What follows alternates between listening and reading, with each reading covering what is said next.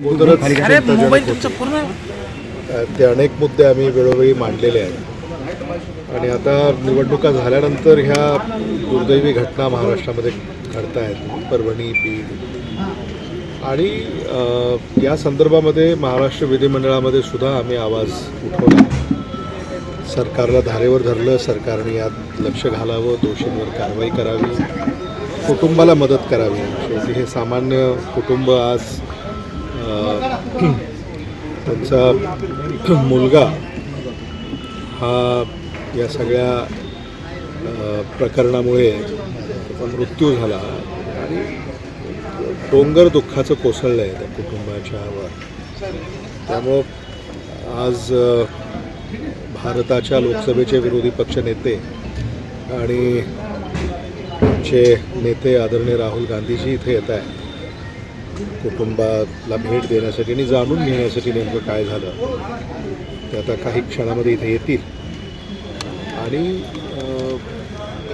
या कुटुंबाला जोवर न्याय मिळत नाही तोवर हा लढा आमचा सुरू राहील. मात्र तुम्ही सभागृहात सगळा प्रश्न उचलला, त्यानंतर मदत जाहीर झाली, एक अधिकाऱ्याला देखील यामध्ये निलंबित करण्यात आलेलं आहे. त्यामुळे समाधान नाही आहे का? नेमकं काय म्हणणं काय अपेक्षित नाही? आपल्याला काही महाराष्ट्र असा हवा आहे का? हा मुद्दा आहे. म्हणजे आज ही एक घटना इथं घडली, या अगोदर अनेक घटना घडल्या. महाराष्ट्र सरकारचं कायदा आणि सुव्यवस्था या संदर्भामध्ये गंभीर नाही आहे हेच यावरून दिसतं आणि मराठवाड्यामध्ये होतं याचं मला अधिक दुःख आहे.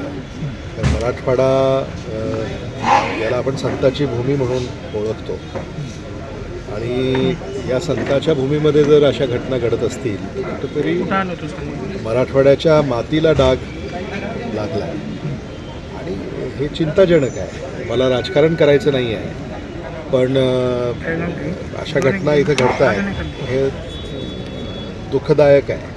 दादा, निश्चितपणे राहुल गांधी इथं आल्याने देशाचं लक्ष या प्रकरणाकडे लागणार आहे, पण इथून 50-60 किलोमीटरवर सुद्धा एक प्रकरण झालेलं आहे. राहुल गांधी तिथे जात नाही याची राजकीय चर्चा सुरू आहे. मला असं वाटतं की म्हणजे आपण ही परभणीमध्ये जी घटना घडली आहे याचं गांभीर्य आपण या चर्चेतून कमी करता कामा. बीडमध्ये सुद्धा जे घडलं आहे ते अतिशय चिंताजनक आहे. त्याचंही दुःख आपल्या सगळ्यांना आहे आणि आम्ही तिथे जाणार आहोत. मी मराठवाड्यातले काँग्रेसचे खासदार आजच आम्ही संध्याकाळी तिथे जाणार आहोत आणि त्या संदर्भामध्ये विचारपूसही करणार आहोत. हे मला मुद्दामून सांगितलं पाहिजे की अधिवेशन सुरू असताना अधिवेशनात सुद्धा आम्ही हा मुद्दा मांडला आणि म्हणून ह्या दोन्ही घटना या तशा गांभीर्यानं घेण्याची गरज आहे आणि आज राहुल गांधीजी इथं आल्यानंतर त्या संदर्भामध्ये सुद्धा आम्ही सगळेच त्यांना अवगत करणार आहोत आणि मला खात्री आहे की परभणी असेल, बीड असेल, या घटनांच्या संदर्भाने आदरणीय राहुल गांधीजी योग्य पावलं उचलतील आणि न्याय देण्यामध्ये त्यांचीसुद्धा भूमिका वठवतील. दोन्ही ज्या घटना आहेत त्याची न्यायालयीन चौकशी या संदर्भात देखील अधिवेशनामध्ये मुख्यमंत्र्यांनी स्वतः आश्वासन दिलेलं आहे.